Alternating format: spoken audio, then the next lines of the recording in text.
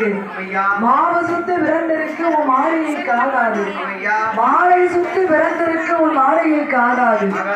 கொடி சுத்தி பிறந்திருக்கு உன் குடும்பத்திற்கு ஆகாதடா.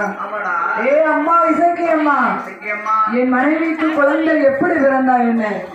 என் மலட்டு பட்டம் நீங்கி விட்டது, அதுவே போதும் என்றார். பார்த்தா இசக்கி அம்மா, ஏ பாவி இப்பவே இவ்வளவு திமிரா பேசுதான்.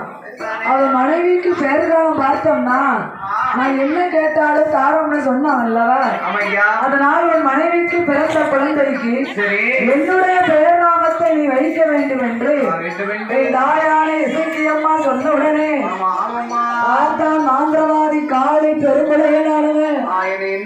அவன் அப்படியே உன்னுடைய பெயர் நாமத்தை குடிக்கிறேன் என்று அவன் எப்படி பெயர் நாமம் கொடுத்தானே. ஆனால் மாவு சுத்தி மாவு கொடியோடு பிறந்ததுனாலையும் என் இசைக்கியம்மா